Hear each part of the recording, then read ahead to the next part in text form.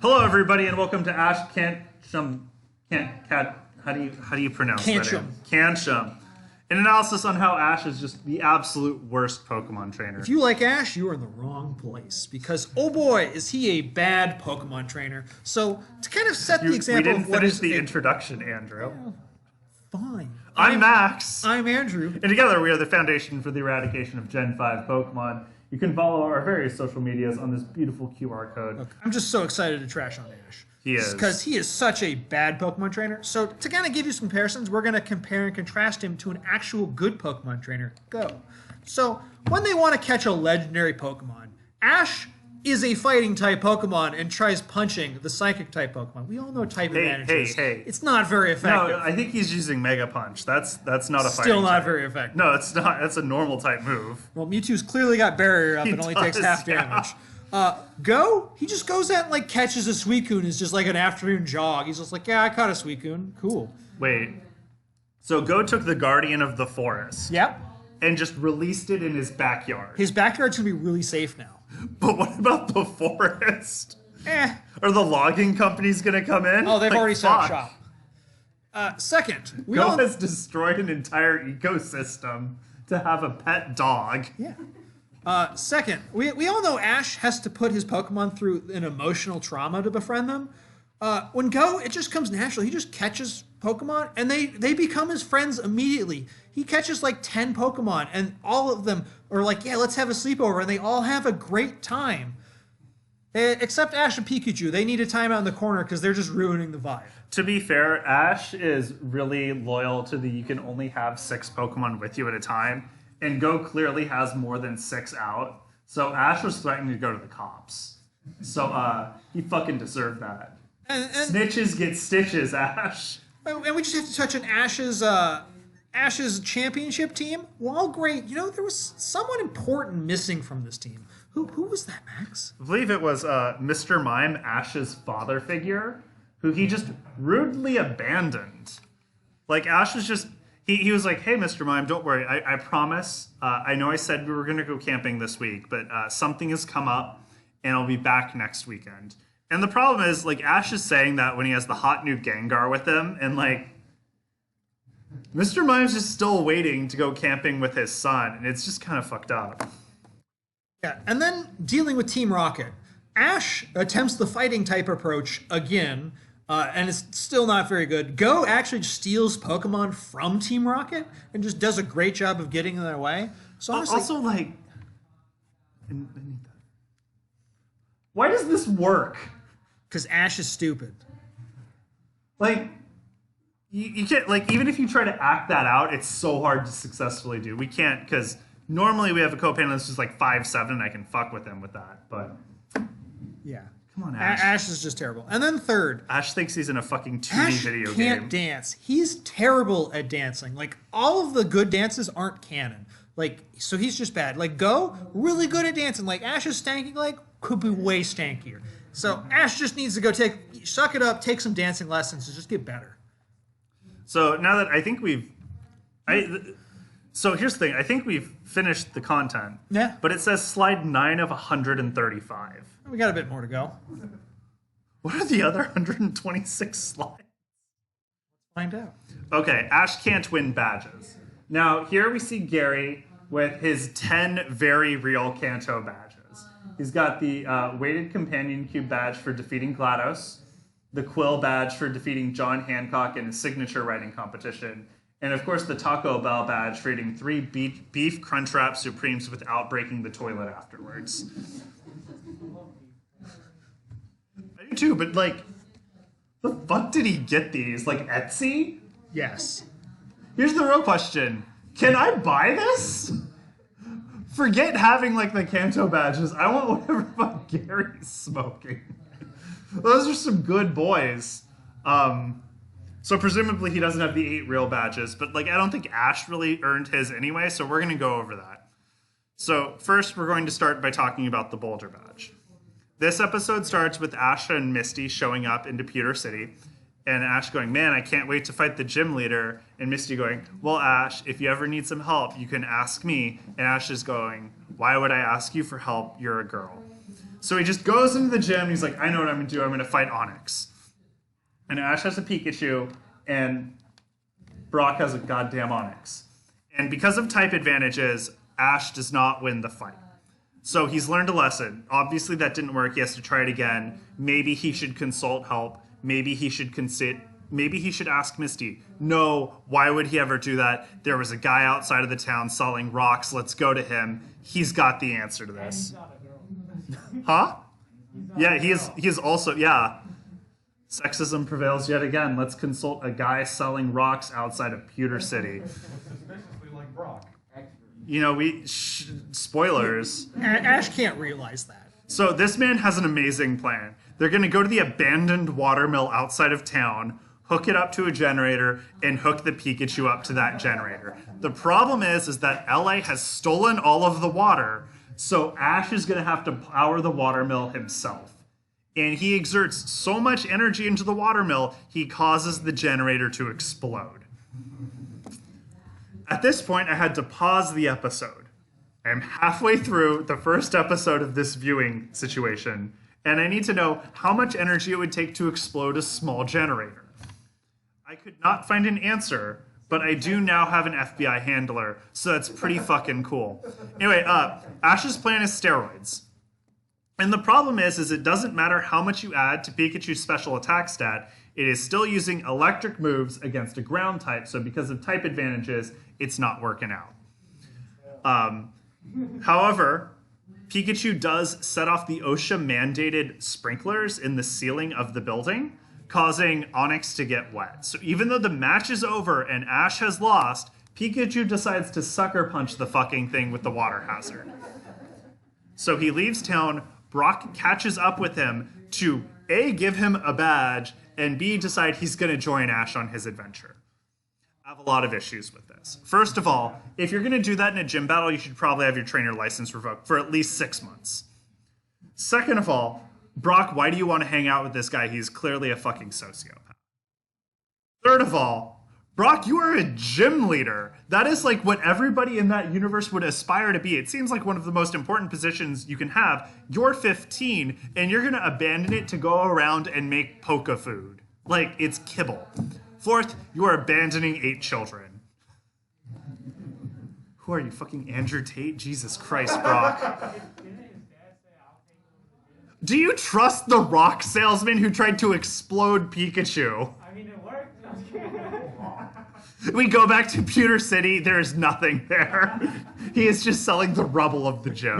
Why do you think Brock stayed with Ash for every season? There's nothing to go back to. Yeah. The kids miss him. He can't do it. So next we have the Cascade Badge. Unlike the first gym where Misty was offering to help, in this one she immediately pieces the fuck out. Which, fair, Ash was treating her like shit. I wouldn't want to be around him right now either. So Ash wanders the town aimlessly until he finds an aquarium. Hey, are those like real fish, Max? Like Those? actual fish? Yeah. Those are real fish. Yeah, those aren't fish Pokemon. Wait. Those are just normal fish. So they're real animals in the Pokemon world. Yeah. Well, no. Okay, let's think about this for a minute. How often does someone in like the Pokemon universe talk about how cool like a lion or a tiger is? But they talk about how fucking cool Pidgeys are. Like, how fucked up is it that like no one cares about lions? No one's tried to like tame a lion and use it as a Pokemon, but they're using a Rattata. Like, I don't know who would win. But we have to fight. Okay, and we find have. out. I genuinely have slides on that. Not in here, but the lions would win. There are literally a billion of them. Okay. You say 1 million monkeys can, like, on typewriters will eventually recreate the works of William Shakespeare. 1 billion lions, you're gonna have so many fucking Napoleons. Anyway, after Ash aimlessly wanders the aquarium for a while, he finds the Cerulean sisters and challenges them to a Pokemon battle, but it turns out all their Pokemon are just fucking dead. Like, apparently Gary's doing some weird reverse Nuzlocke where he just kills everyone else's Pokemon. But the Cerulean sisters are like, well, you really liked that fish, Ash, so we're just going to give you a badge. And then Misty shows up, and she's like, I'm the secret lost 4th Cerulean sister. And I'm like, sure. And I will, for the honor of my family, challenge Ash to a Pokemon battle. This is not for the honor of your family, Misty. You want your fucking bike back. We get it. So, Misty uses Staryu, Ash uses Butterfree, Butterfree uses Stun Spore to paralyze Staryu, Staryu jumps in the water to cure itself of paralysis, but for some reason Dive doesn't cure you of paralysis in the games. I'm curious about this. During this interaction, Misty says, Staryu looks like they're in real pain, at which point Ash replies, how can you tell? It doesn't even have a face. Demonstrating that Ash not only feels empathy for not only does not feel empathy for his Pokemon, but is also a fucking bigot. Anyway, Team Rocket then shows up, and they're emissaries from Los Angeles because their job is to, just like in Pewter City, steal all the water. Ash and gang defeat them somehow, and then the Cerulean Sisters give Ash a badge because, and I quote, if you used Pikachu, you probably would have won.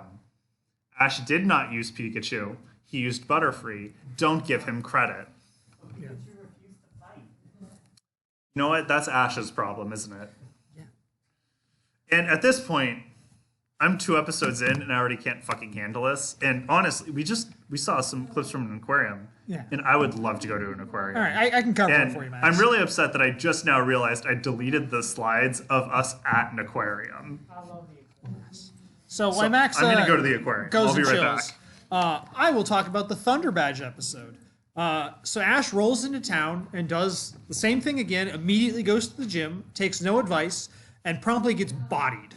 Just absolutely horribly. In fact, Pikachu gets so horribly injured it turns into a medical drama where Pikachu's in like life support. Where were the sharks?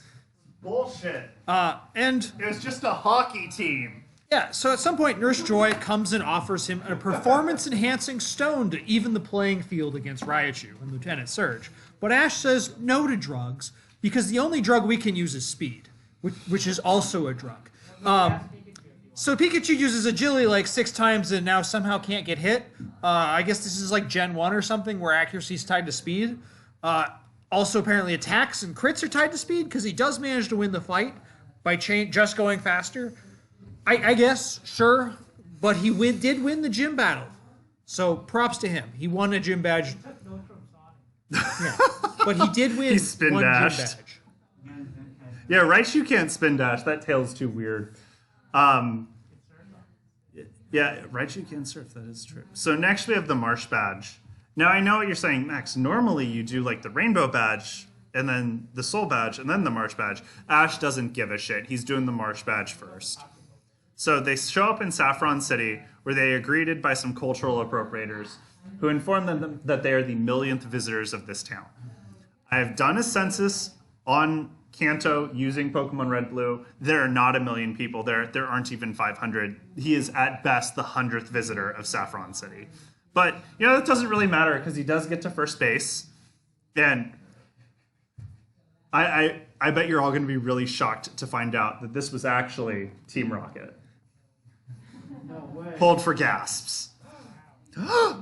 So, at this point, as we notice, I'm going to say this is James. I don't remember who's who, but we'll go with James. James has grabbed Pikachu. He has his rubber gloves on, so Pikachu should be safe. But also, Pikachu's pressed directly against James's body, so Pikachu could definitely get out of this situation if they wanted to. No, what do you think? And the our... bag's made of? It's all made of rubber. No. Don't give Team Rocket credit like that. So, I contest that Pikachu actually wants to be kidnapped. Is absolutely as sick of the twerp as I am at this point. But just when all hope seems to finally be there for once for Pikachu, this little girl shows up and uses her psychic powers to rescue Ash and friends. Go to a hotel. Huh? The Fusion episode? No, that's Dragon Ball Z. No, like Blastoise and Venusaur No. used the Venusaur. I feel like you are making stuff up. I'm not. Actually, goes to Maiden's Peak. What is that? The fake Dragonite episode? That's the one with the gas. Okay. There are a lot of ones with Ghastlies. We're about to talk about one with the Ghastly. Anyway, they show up to the gym the next morning. And there's a guy in an Adidas tracksuit who's just like, you shouldn't go in there. That gym is full of psychics. And Ash is like, psychics aren't real. Despite the fact that he was just rescued by one last night. So they go into the gym and it's full of psychics. Oh my god. I know. Ash goes in, challenges Sabrina, gets fucking wrecked. Him and his friends are turned into dolls.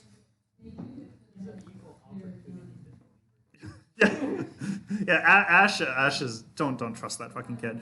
The good news is weird Adidas tracksuit guy rescues all of them from being dolls, and he's like, well, if you actually want to defeat Sabrina, you should go to Lavender Town and get some ghost Pokemon. That's the only way you can do it. And it's like, dude, don't you know all the ghost Pokemon in Gen 1 are part poison and the Haunter line is slower than the Alakazam line? Like, this isn't gonna work. Anyway, they go to Lavender Town. In the games, Lavender Tower is this, this holy sacred place where you go to pay the respect of your dead Pokemon, mock Gary for losing his Raticate like a fucking scrub, and find these weird Pokemon who are just capturing the ghost of other people's dead Pokemon and having them fight instead of letting them rest for once. In the games, in the show, it's a frat house, and they're just drinking Tang and watching Three Stooges reruns. I would too, yeah, honestly. In fact, when Ash challenges them to a fight, it's not even a normal Pokemon battle. It's a silly face-making competition. And I think we all know what happens, what our parents told us when we make a silly face too long. So if everybody could say it on 3 with me. 1, 2, 3. You die. Obviously. So at this point, they just take Ghost Ash around for a while. And then they're like, yeah, you seem chill. Let's bring him back to life. So we have zombie resuscitated Ash, and like, I'm just saying, if you guys could resuscitate anybody, why was it Ash? Could have brought back like fucking Malcolm X or something, but no, Ash Ketchum.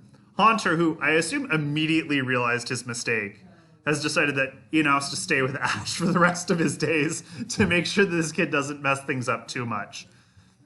And Ash is fine with that because he needs Haunter to fight Sabrina. However, when he goes to fight Sabrina and thinks he's sending out Haunter, Haunter is playing golf.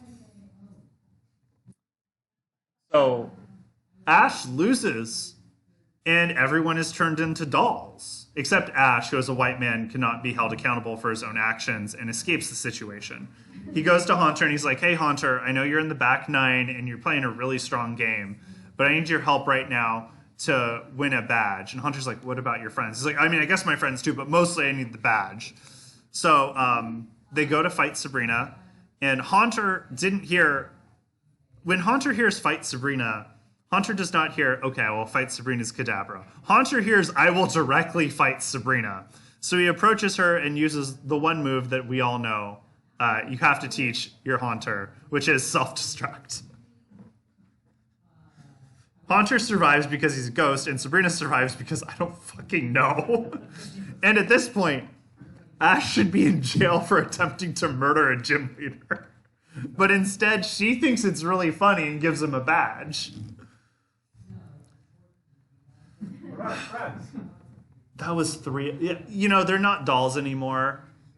She thought it was really funny. I think she'd think it'd be funny to keep them dolls. Also, would you say they're friends? Misty is basically a hostage. Yeah. And Brock, again, has abandoned 8 children, and who else would hang out with that man? Brock would chase him. Yeah, Brock. You can't chase tails of doll. Anyway, next we have the Rainbow Badge. So this episode, Ash tries to get into the Viridian City gym and is told no boys allowed. Which, yeah, but like, I feel like there's some repercussions for this. Because that means that, in theory, a boy can only get 7 of the 8 badges needed to compete in the league. But Gary got 10. Huh? Gary got 10. He's a boy. Less work. Yeah, but we're pretty sure Gary had ordered his. Yeah, you're right. answer. Yeah, you're right. 7 for every 8 badges a woman has to earn, a man only needs to earn 7. The patriarchy strikes again. We've done it. Huh? Gary got 10 badges. Yeah, Gary has 10 fake badges. Here's the thing. Your position that, maybe it's good that men can't do this gym, that really radicalized Ash. He had a whole Gamergate moment. Like, dude started watching, like, I don't know, Aiden Ross or some shit.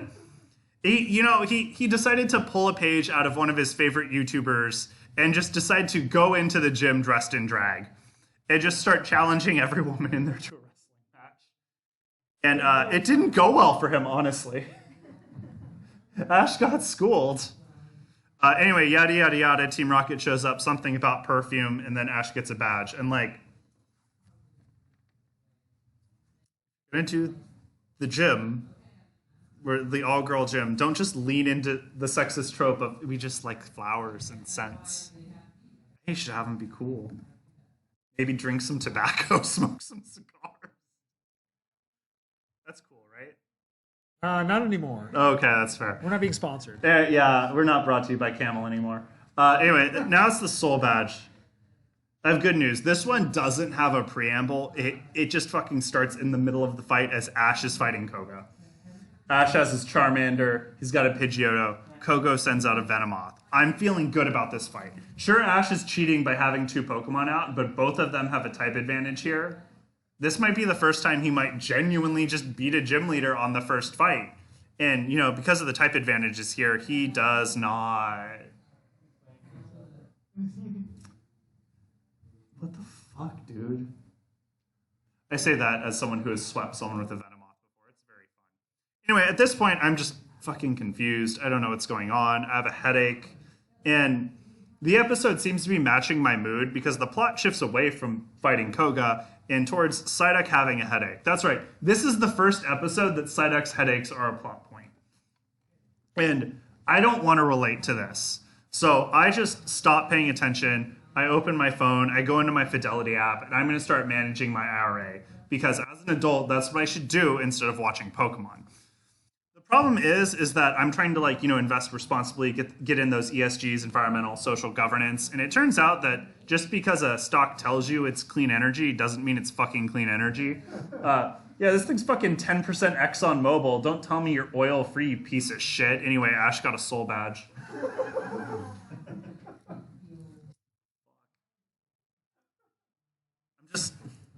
You're almost there, Max. Are we almost done? 2 more badges. 2 more. You can do it. At least it's not Gary's 10 badges. That would be. I would fucking quit. Yeah.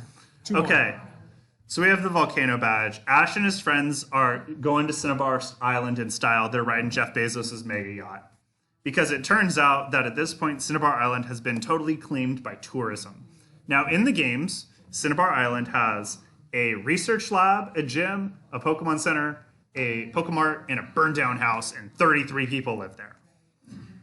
And now it's been gentrified. In fact, the only place they can find to stay is this weird bed and breakfast run by this guy who's definitely not Blaine. And the only way in and out of your room is to solve an escape puzzle. Which makes this sound like a Saw plot, if I'm gonna be honest. Anyway, Team Rocket show up. They endanger the bed and breakfast. Ash saves the B&B, and you're not gonna believe it. That guy who's definitely not Blaine, you can tell because he has hair. Blaine. Blaine's coming out of retirement to fight Ash. Side note, how do you not have a replacement gym leader if you quit being a gym leader? Forget not being able to get 8 badges if you're a guy. Now you can't even get 7. Anyway, Blaine's going to fight Ash.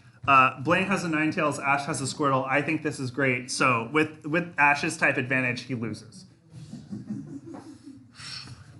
Ash sends out Charizard. Blaine withdraws Ninetales. The anime tries to convince me that this means that Ninetales has fainted. That's bullshit. Blaine can still use his Ninetales. I'm not marking it as knocked out. Blaine wisely sends out a Rhydon to fight Charizard. And Rhydon versus Charizard, this should be obvious with type advantages. Rhydon wins. Ash sends out Pikachu. Blaine is confused. Rhydon is confused. When Pikachu wins the fight, I am also confused. Yes. No, it's immune to electricity. They're in a volcano, so there are no sprinklers to take advantage of. Ash, what are you smoking? Why did it work? Magmar, thank you for yeeting that fucking rat into the mountain. Blaine wins, refuses to rematch Ash, goes back into retirement. Again, they really need to send a new gym leader out here. This guy doesn't seem like he's made to do the job. Good news for Ash, though, is he's about to get a second chance as the volcano erupts. Ash, being a big fan of Avatar: The Last Airbender, knows everything you need to know about fighting a volcano, so he does succeed in defeating it. And then he goes to Blaine, and he's like, hey, Blaine, I know I didn't beat you in a fight, but I beat a volcano, And it's called the Volcano Badge. So really, I think you should give me a badge. And Blaine's like, that's not how it works. You don't get badges for community service. This isn't like a stripe in Taekwondo. Like, you got to actually beat me in a fight. How have you been getting your other badges? Brock and Misty mysteriously missing. However, Blaine does agree to give Ash one more chance as they do a Final Destination 1v1 Fox-only match, wherein Charizard decides to respect Ash just long enough to seismic toss Gengar out of the stratosphere. Also, Misty remembers Ash still owes her a bike. That is how the episode ends. Last one. Earth Badge. This one starts, and I'm so happy. We're finally getting a competent trainer as Giovanni is fighting Gary. This is going to be great. Gary sends out Nidoking. Giovanni, ground-type gym leader, sends out Kingler.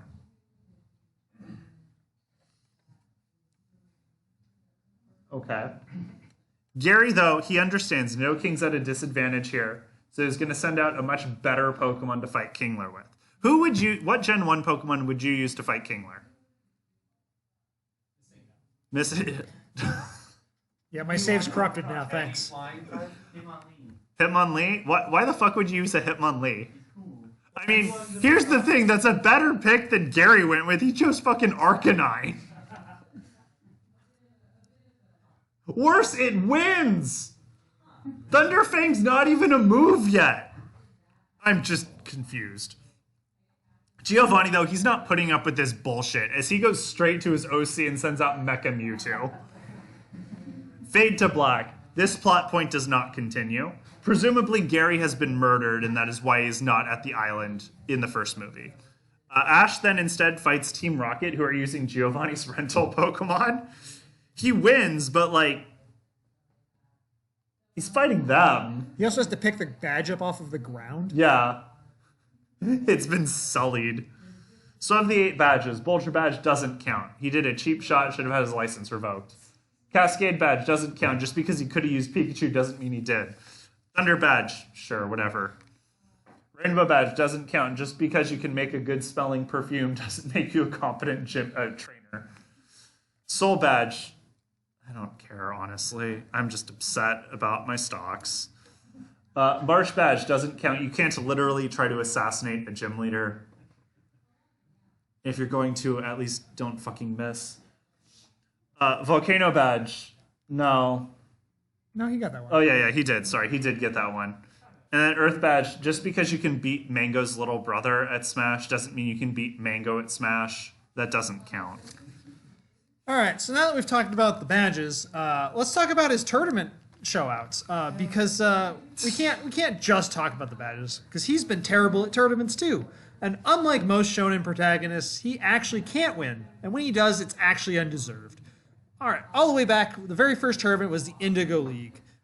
Even Charizard knows it's hopeless and refuses to fight and gives up, so he loses like a punk. And he even asks Professor Oak for some critiques. And Professor's also like, well, you showed up late, you fought terribly, no one likes you, better luck next year, kid.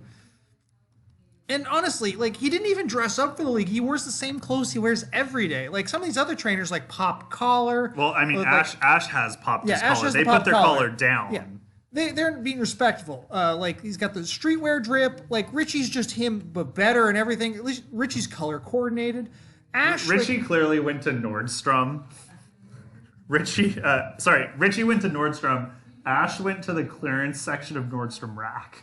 And Ash has a big L on his hat. He's not like vibing to win. Okay, then we have the Orange League where Ash finds himself face to face with Drake, which he does win, just not this Drake. Discount fuckboy one. Oh, fuckboy Island Drake. Yeah. And, the Orange League really isn't a sanctioned Pokemon League because, their gym tournaments are snowball fights and tobogganing. And look at these badges. Like, they're just shells somebody picked up and put a little paint on. It's like, that's not a badge. That looks like a hidden immunity idol someone made in Survivor. Yeah. This does not count. This is not a functional event, so we're not even going to count Ash winning. Next, we have the Silver Conference, which Ash gets to run the Olympic Flame. Okay, cool, good for him. And then, in the lower rounds, he somehow beats Gary, which by all accounts doesn't make sense. And then, in the final round, it all comes down to Blaziken versus Charizard. And, well, we have a artist rendition of how well that went down. Loses again. All right, Evergrande Conference, which was the Hoenn League, if you didn't pay attention. It was Pikachu versus Puss in Boots. And we all know who our fearless hero is, and it's not Pikachu. Definitely not Ash, too.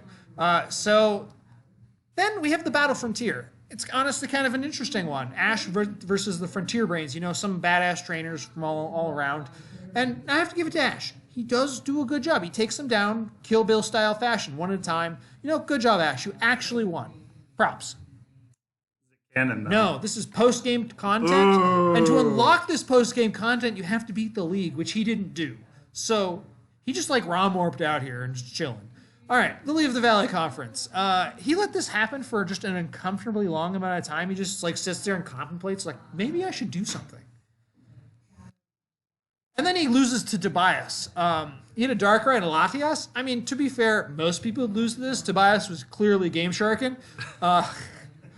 But Ash deserved to lose. He had a Torkoal on his team. He didn't evolve most of his Pokemon. Yeah. It's just terrible. All right. And finally, we have the Vantress Conference. But before talking about the Vantress Conference, I need to mention there's always like a league arc where they have a couple episodes where every season where they spend it building, training, they're building the final best team, training, or protecting Dawn from her stalker. You know. But this like build up hype episodes, they just have Axu get lost and die. It's like that's the entire plot. This is like the most hype plot, and they use this Axu getting lost. They could have done that at any time, had nothing to do with the league, so they just killed all momentum into the league. And then the league just goes miserably too, because we get the one episode of the league match, and it's Ash versus Cameron. This kid is on a whole nother level, and it's not in the good way. He thinks a full set of badges is 7, and they let him into the gym. What does he think that last slot is for? Just another toothpick? I don't know. And he has to snap his headband to shake his brain into place. Yeah, not. So Ash should have actually beaten this kid. Like, this seems like the one kid Ash can beat against. So, of course, Cameron wins with his 5 Pokemon team. Doesn't even bring a full team, beats Ash. Sure, he anime protagonists Ash by, like, evolving mid-battle to win, but still, just embarrassing for Ash, honestly. All right, we got the Luminous Conference. Ash gets beaten by Alon, who has a whole foot on him, which is the real tragedy here. Goes down to Greninja versus Charizard, so Blast Burn versus Water Shuriken. And we all know that fire beats water because Ash loses. And then he gets crucified for some reason. Japan really likes Christianity. Did Pikachu die for our sins? Sadly, nobody died here. He should have.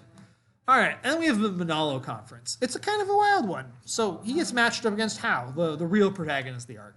And he beats Ash, because Ash's Rowlet is unconscious. We know this is a DQ because this has happened before. This is how he lost the Indigo League. But in a shocking case of reverse nepotism, Hao's grandfather's like, no, my grandson can't win. I still need to be the man of the house. So he fudges some numbers, red cards Ash, or his son, and says Ash won because of a technicality. So Ash is declared the winner. What in the sleep clause, Batman? Yeah.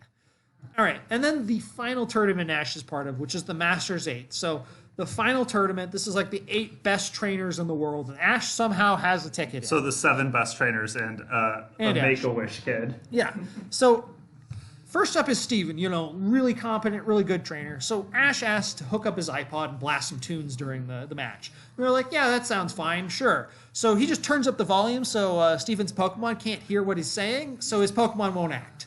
So Ash managed to clean up a win that way. Okay, nice. Then we have Ash versus Cynthia, and he asks her to step on him. She's so disgusted she throws the match.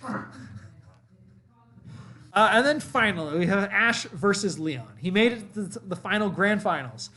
So they agree with the ref, 1 gimmick per person. Like, just 1. So, starts out, Gengar goes big. All right, cool. Ash is like, I can move 1 gimmick, so Gengar goes big. And then Lucario Mega evolves. Pikachu uses a Z move. What is this? Dracovich has a primal boner. Yeah, that they never explain. So you might think, okay, maybe Ash misunderstood. Maybe he thinks it's only 1 gimmick per Pokemon. And then Pikachu also Dynamaxes. So it's like, no, okay, so he just had to blatantly cheat to win. He does win, But even with this blatant cheating, everyone still loves him for Wait, some go reason. back real quick. Look at him with this participation trophy. Zoomers. Everyone still loves him for some reason. He's got companions that are just in love with him, clearly, because he's got all these female companions that stick with him through thick and thin, and clearly for no other reason than because they really care about Ash. It's not just because he ruined her bike and keeps promising to pay her back. Well, and then we have at least May, who comes on board for totally different reasons, right? No, it's just the bike. Wait, so like, if I just like fuck up a girl's bike, she'll date me? Is that how it works? Apparently. He tries to the Ask a third group time, of men. and she travels with him too. So, I mean, at least Serena actually builds some like companionship with Ash, and she gets really Did he into fuck him. up her tricycle? Like what? I don't know. Yeah. Yeah, but anyways, but then he does a really creepy thing where, like, on the Pokemon Christmas, where you're supposed to give gifts to your Pokemon, he gives Serena a gift instead. It's like, oh, that's kind of weird. And he's re-gifting a ribbon that was given to him. It's like, oh, come on, man. At least go and spend your money on a gift to someone who's nice to you. But she's still super into him, so it doesn't really make a difference. And then we have Go. Go seems pretty into him. Ash seems pretty into Go. Even when Go's head is swallowed by a gulpin, he still sticks out for him. But we all know who has the real sexual tension in this show, and that's Brock. He's stuck by Ash through like 22 seasons. There's only one reason Brock's still there, and he's kind of a creep. I was gonna say it's because he has abandoned 8 children and no one else will affiliate with him. So Ash has some fantastic choices of best girl, but who does he pick? Fucking Pokemon, of course he does. At least pick Team Rocket like a normal person. Team Rocket's cool at least. So not only does everyone included among the people who want to fuck Ash is apparently Death, because God, Death comes for him so often, and he always escapes its sweet release. So first we of course have the aforementioned moment where Ash is crushed by a chandelier. Now obviously this kind of damage should break your spine, but he's just fine afterwards. We also have in in this movie. Can't have Gen 5 Pokemon. Had to fix it. I feel like we need the image for context. It's very upsetting. So they're in space right now, and Ash asphyxiates. So lungs not working there, buddy. I'd like to note, Pikachu's fine. This war crime is fine.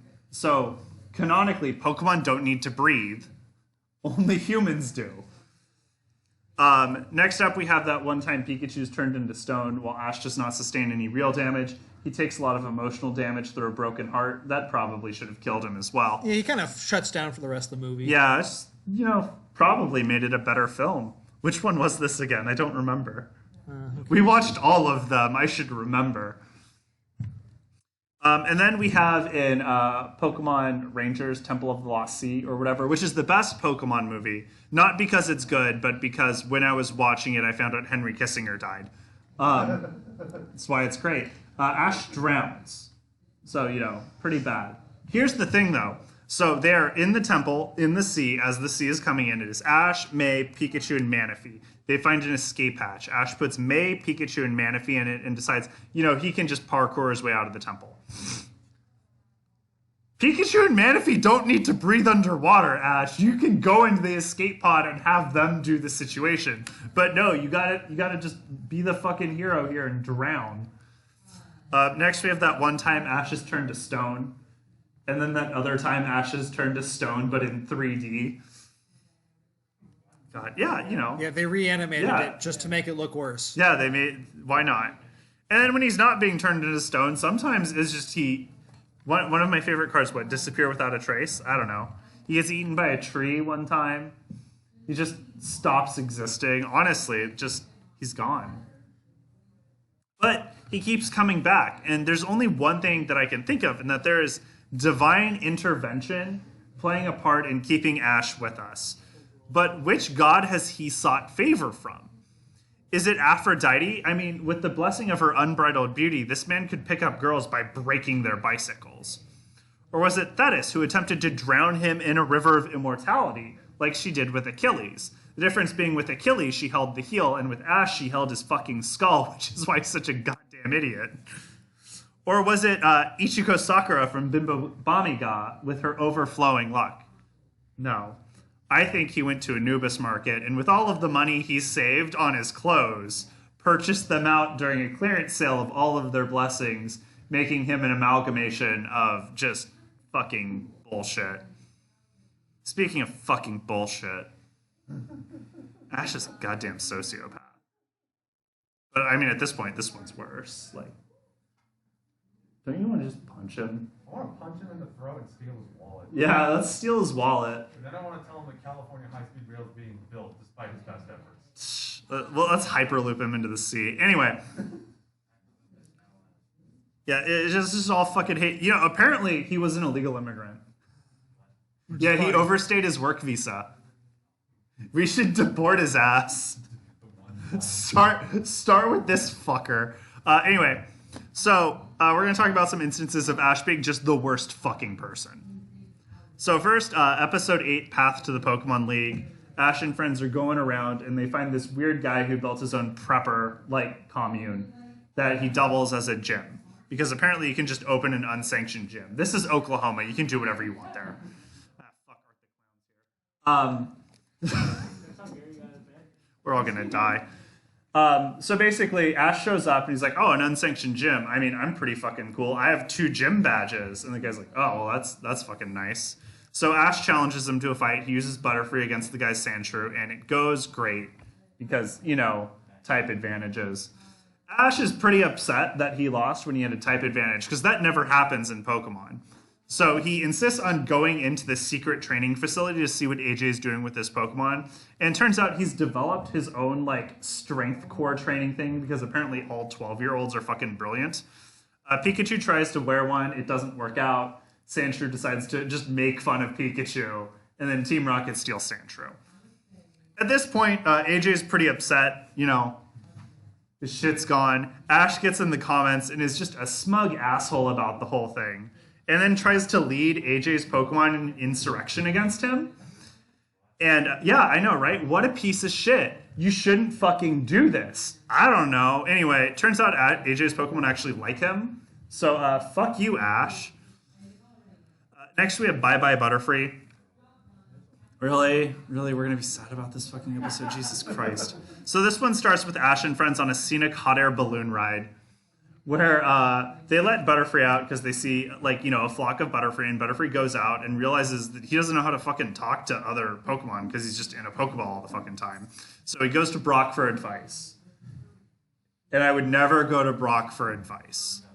No. But we're lucky. When Brock is teaching Butterfree, like, how to nag and peacock and all that bullshit, Team Rocket has decided they're going to reboot the Deadliest Catch on the flock of Butterfree. I know, wow, right? Because you know that, like, they didn't need to reboot Deadliest Catch. It's actually in its 24th season and was never canceled. See, I should fucking fact check this before I make a slide. Anyway, Butterfree, because he wasn't captured and is really fucking horny right now, is able to save everybody. And then, realizing this is his only chance to get his dick wet, Ash does let Butterfree go. And it's supposed to be this really sad moment. Until you realize that literally 8 episodes ago, Ash tried to trade Butterfree to this fucking guy. Yeah, that man does not look like he should be allowed near children. He doesn't look like he should be allowed near anything. He's in a top hat. He's got a monocle, a twirly fucking mustache, a bow tie, a jacket with tails, and then jeans. That is a railroad baron right there. That man has shot striking rail workers. Yeah, this guy fucks Pinkertons. Business on the top, party at the bottom. What can I say? Yeah, he's got like a growing mullet. Anyway, yeah, no, this guy's like, hey, small child, did you know that you can trade Pokemon? Ash is like, fuck yeah, that sounds cool. I don't need my Butterfree. I'll trade it for anything. But this isn't even the first flying type Ash has kind of abandoned. So we have Pidgeot. When it was a Pidgeotto, it evolved into Pidgeot and like saved all the birds. And Ash is like, no, stay with the forest, protect them. We'll be back for you as soon as we Ghost stole the Suicune. Something needs to protect the forest. So protect the birds. I'll be back for you as soon as we finish the GS Ball arc. And then they promptly abandon the GS Ball arc and never come back for him. Hey, so Ash hasn't lied yet. He hasn't finished the arc. No, but then in the final episode of the anime, Pidgeot comes back to save Ash. You know, like Team Rocket's there. They got Pikachu. They're actually getting away. Then Pidgeot comes in out of nowhere. And Ash is like, well, great job. You'll come with me to the end. So how does the show end? Them flying off in the sunset? No. Pidgeot's just gone again. Ash just abandoned him off screen. Ash is not nice. And then we have Electric Soldier Porygon. You know, the favorite episode where Team Rocket infiltrate the internet. And they shoot internet missiles because that's what you did in the 90s. And then Pikachu exploded those missiles, causing flashing lights and epileptic seizures all across Japan. To which Ash responds, "Good job, Pikachu, you did it." See, Ash is very excited about this. And then just all of his companions he's horrible to. Charmander, like the entire point of Charmander is if the tail goes out, it dies. So you'd think you'd want to protect the tail from rain. Brock takes off his coat, tries to help Charmander. Ash refuses to take off his coat. Brock, horribly injured, like sick. Ash is just upset that he's dragging him down. Ash is like, hey, do you need any chicken noodle soup? And Brock's like, that'd be nice. Ash is like, cool, you should make me some. And then we all know the first episode where he has to like almost get Pikachu murdered by a flock of sparrows because he threw a rock. And then, of course, the SS Anne episode after the trading goes bad. They're sinking. And he could just recall his Pokemon and save them. Like, even if he dies, maybe they can live in the Pokeballs. Or the Charmander, whose tail goes underwater, will die. No, that's fine. That's just running around. It'll be fine. And then, of course, his friendship with Go. Like, they were best buds. They promised that they'd go on adventures together. And as soon as Ash was ready to get his Pokemon and leave, he's like, hey, Go, I know I said we were buddies, but peace. So, and they used to be such good friends. He lets Pikachu into terrible situations. You know, like Boruto. Why would you let your Pikachu anywhere near Boruto or Norm Macdonald? Say what you will about your favorite comedians, but you should never put Pikachu in The Critic or Pikataro. Come on, guys. Not to mention all of Ash's instances of blackface. Jesus Christ, dude. So Ash is a jerk, can't amount to anything, and is a serial animal abuser. Don't watch that movie. Which seems to mean, so he's the villain of Pokemon, right? Like, he's gotta be. So if Ash is the villain, then it would only stand to reason that our protagonists are in fact Team Rocket. So let's go back in time and look at some of these original episodes. Like, we remember Ash brutalizing Pikachu. Like, to drag Pikachu along with him, he has to tie dental floss around Pikachu. Have you ever tied dental floss around your finger? It's really uncomfortable. Pikachu's not having a good time. Team Rock on the other side, like, they use a massage glove. Look at Pikachu screaming from excitement. Pikachu is loving this. It's got a vibrate function. Look at how much space Pikachu has in this cage. It can run around, do laps. It's cage-free. It's certified. way better than we treat our chickens. Yeah. And then, like, look at this net. Perfect, finest silk, so comfortable. That's not Pikachu's tail there. Pikachu is loving this. So Team Rocket, they're the ones who are nice to Pikachu. So I think we need to go talk about some of their fantastic adventures from the original series. So I'm going to start off with the Ditto episode. You know, so they come across a Ditto who's got an unfortunate birth defect. Like, when it transforms, its eyes don't transform right. They go out of their way with some aggressive therapy to help fix this Ditto's issue. So they've done what hours of the actual trainers couldn't fix. They've saved this Ditto's life. And I admit, I'm not a fan of their plan to have the Ditto transform into a rare Pokemon and then pass that off to the boss. I think the boss will be happy with the Ditto that can transform into things. Especially like transforming into a cannon. The episode then turns into Balloon's Tower Defense 6, and as you'd expect, the balloon loses. So, props Team Rocket, they're great therapists. They should really check into that career path. My next favorite episode is, of course, where Team Rocket has their space station blockading Naboo. You know, they want that trade tax dollars. And Ash is like, no, you can't tax us. And then goes and blows up their space station. It's like, come on, Ash. You don't even know how to fly that. How are you supposed to blow up a space station? And then, of course, we can't forget about the Christmas episode, where Team Rocket's up on their mountain in Whoville. They hear all the Who's opening presents, and they just get really upset about Christmas. So they ride their cart all the way down to steal Christmas. But they see Ash under attack by the 3 legendary birds, and they decide that they need to step in and save the day. Their heart grows 3 sizes, and without them, the world would have been destroyed. But this wasn't even the only holiday they saved. They saved Christmas, they saved Easter, they saved the 4th of July, they even saved Arbor Day. But where did Team Rocket end up in the end? What happened to them? Well, they're podcasters now. Fortunately, they're just sitting there talking to people, selling their health supplements. It's not a great end for them, but at least they're doing something they love. But now that the Pokemon show has ended, we know we're getting a new show with Liko and Rory here, but what is the new show like? And what could it have been if they used other characters? Like, Liko and Rory are fun. They just go on a blimp with, like, their Pikachu, going island to island hopping and have wild adventures. I've seen that before. I don't need to see it again. So, but what if we did some other characters? Like, what if we had Richie? It would have been kind of neat if he was the new Ash, because he's just Ash but more competent. Like, he has a unique Pikachu that looks different. You know, he actually names his Pikachu. He dresses better. Like, this would have been good, but a little bit boring. We could have done, we can do better. So, Nomura, like, it's basically a true successor to Ash. She goes around challenging every snot-nosed brat she can find to a fight, and wins because she's like only one of 10 people who can trash lies in the entire country. It's great. You know, another great one would have been Jigglypuff. But it would have been more like America's Got Talent, except Jigglypuff slaps the shit out of you if you have a bad act. And then they end every episode with Jigglypuff's melody. And as someone who's over 30, I will take any help I can get sleep, so that sounds great to me. It really sucked to be the show that follows her, though. Yeah. Lance could have also been a fantastic option. We got like one episode of him in Pokemon Origins, and oh shit, that was bomb. Like, Lance is an icon. He's got 3 fucking Dragonites. You know what that means. This would have been like a prestige HBO show, wins 50 awards, and it has a trash final season that ruins its legacy.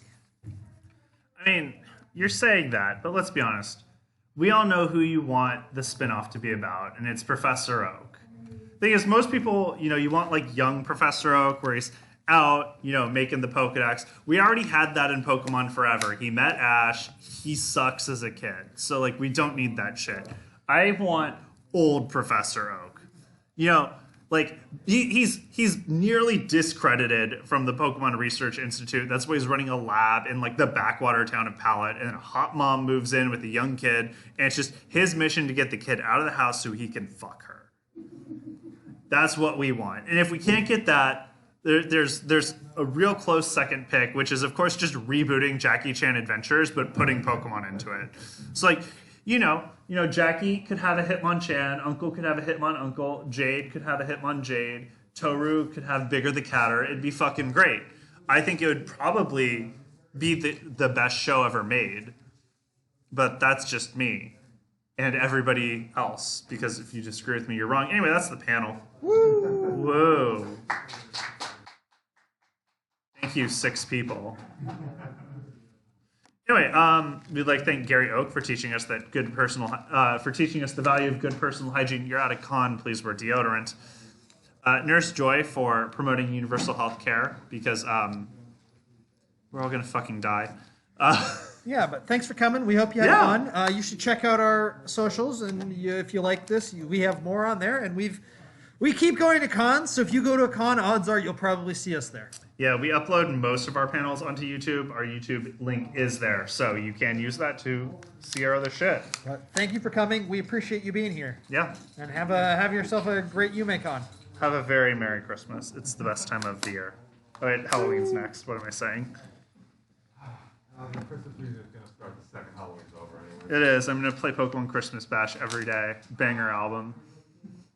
I play Pokemon Christmas Bash when I'm like, need to do something quickly, because it'll make me want to finish it faster. Because then I don't have to listen to it anymore. I'm going to go use the restroom, man. You should go use the restroom. I'm finding out. Yeah, thank you.